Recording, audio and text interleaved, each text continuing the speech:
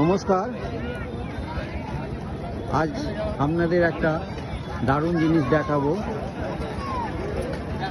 আজ থেকে প্রায় কম বেশি 100 বছরের কাছাকাছি কয়েকজন বিপ্লবীকে এখানে ব্রিটিশ পুলিশরা গুলি করে মেরেছিল। সেই বিপ্লবী মাহাতো ভাইদের স্মৃতির উদ্দেশ্যে এখানে প্রতি বছর ওই দিনটিতে সত্য মেলা বসে, যেটা আজও প্রবাহমান। দেখুন কত মানুষের সমাগম, তারা কিন্তু এসেছে ওই সমস্ত মাহাতো বিপ্লবী ভাইদের যারা ব্রিটিশের গুলিতে মারা গিয়েছিলেন তাদের শ্রদ্ধার্ঘ জানাতে। দেখতে পাচ্ছেন সেই শ্রদ্ধার্ঘর সাথে সাথে মানুষের যে রঙিন জীবন উদযাপন করছেন। দেখুন চারিদিকে রং বেরঙের বেলুন, ছোট ছোট গ্রুপ হয়ে ফ্যামিলিরা এসছেন, আবাল বৃদ্ধ বনিতা, যারা হয়তো এই ইতিহাসটাই জানে না। আমি এখানে ঝালদা পুলিশ ক্যাম্পে গিয়ে এই মেলার হিস্ট্রিটা জানলাম। তখনই দেখলাম একটা ফলক, স্মৃতি ফলক, তাতে 5 জন মাহাতো ভাইয়ের নাম আছে যারা ব্রিটিশদের সাথে স্বাধীনতা সংগ্রামের লড়াইয়ের জন্য জীবনদান করেছিলেন। তাদের শ্রদ্ধার্ঘ জানাতে এত মানুষ একসাথে সমাগম হয়েছে।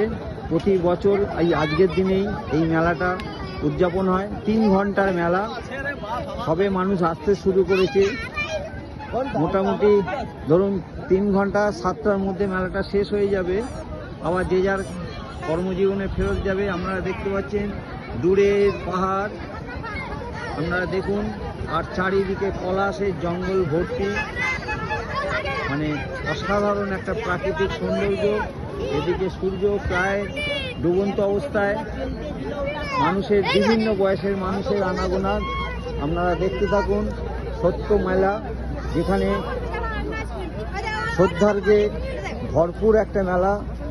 গ্রামগঞ্জ থেকে বহু মানুষ আসছে সবাইকে শ্রদ্ধা জানাতে। এখানে দেখুন পুলিশের বিশাল বাহিনী উপস্থিত আছে। এখানে দেখুন আলাদা আলাদা করে ট্রেন করা হচ্ছে পুলিশদেরকে। দেখতে পাচ্ছেন সত্য মেলার ঐতিহাসিক গুরুত্ব। 1838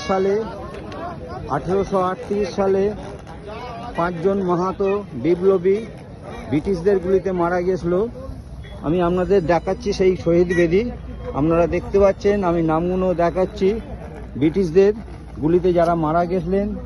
দেখুন আমরা ফলকটা, তাহলে বুঝতে পারবেন 5 জন মাহাতো ভাই বিপ্লবী স্বাধীনতা সংগ্রামী, তারা ব্রিটিশদের গুলিতে নিজেদের প্রাণ উৎসর্গ করেছিল আমাদের ভারতবর্ষ স্বাধীনের জন্য।